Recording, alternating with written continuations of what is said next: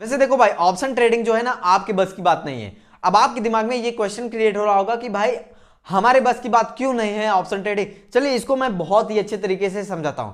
देखो भाई, सबसे पहले मैं आपको यह बता दूं, आप चाहे जिस भी फील्ड में काम कर रहे हो, आप जिस भी फील्ड में काम कर रहे हैं, उस फील्ड में काम करने के लिए हमें जितना नॉलेज चाहिए होगा वह नॉलेज हमें एक्वायर करना पड़ेगा, तभी हम उस फील्ड में सक्सेस हो पाएंगे और अच्छे तरीके से काम कर पाएंगे।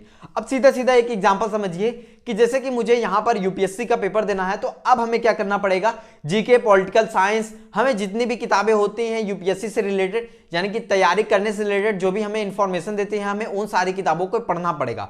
अब यह समझिए कि हम बिना उन किताबों को पढ़े, बिना ही हम यहां पर कुछ मेहनत भी नहीं कर रहे हैं, कुछ भी हम यहां पर एक्सपीरियंस भी नहीं ले रहे हैं तो उस फील्ड में, तो हम यहां पर कैसे सक्सेस हो जाएंगे ये समझिए। पहले नहीं हो पाएंगे ना।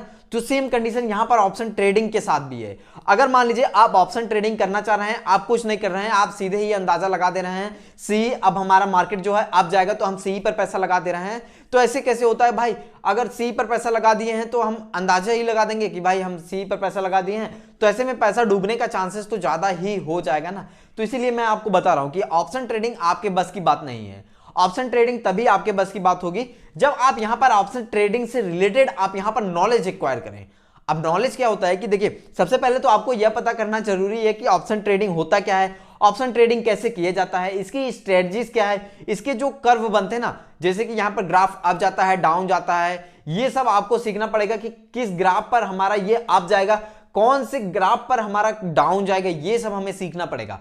ये सब सीखेंगे ना तभी हम यहां पर ऑप्शन ट्रेडिंग में सक्सेस हो पाएंगे।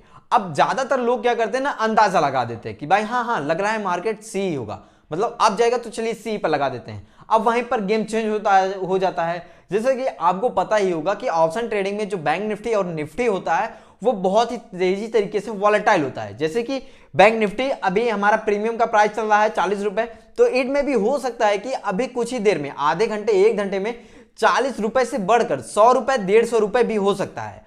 अब यह भी हो सकता है कि जो हमने ये प्रीमियम खरीदा है, अब इसके बाद में ये 40 रुपए से 20 रुपए 10 रुपए भी आ सकता है। यहां पर देख सकते हैं मार्केट जो होता है ज्यादा वॉलेटाइल होता है, तो यहां पर लॉस बुक करने का चांसेस जो है ज्यादा हो जाता है, और यहां पर ये मार्केट जो होता है थोड़ा रिस्की हो जाता है। तो इसीलिए मैं आपको बता रहा हूं कि ये ऑप्शन ट्रेडिंग जो होता है वो तभी आपके बस की बात है जब आप यहां पर ऑप्शन ट्रेडिंग की स्ट्रेटजी जानेंगे कि कब हमें पैसा लगाना चाहिए, कब हमें नहीं लगाना चाहिए, किस टाइमिंग पर हमें परचेस करना चाहिए, किस टाइमिंग पर हमें सेल करना चाहिए, ये सब भी ज्यादा जानना जरूरी होता है। इंट्राडे, कैरी फॉरवर्ड ये क्या होता है, स्टॉप लॉस क्या होता है, रोबो ऑर्डर क्या होता है, हमें ये सब ज्यादा जानना जरूरी है भाई। और हमें सबसे ज्यादा जानना जरूरी यह है कि भाई हम कब ऑप्शन ट्रेडिंग को कैरी फॉरवर्ड में खरीदेंगे और कब हम ऑप्शन ट्रेडिंग को इंट्राडे में खरीदेंगे, और अगर हम इंट्राडे में खरीद रहे हैं तो कब हम इसको खरीदेंगे और कब हम बेचेंगे, ये भी हमें ज्यादा जानना जरूरी होता है। यही सब तो ऑप्शन ट्रेडिंग की स्ट्रेटजी है। यही सब ज्यादा जानेंगे जब आप, तभी आप यहां पर सक्सेस हो जाएंगे।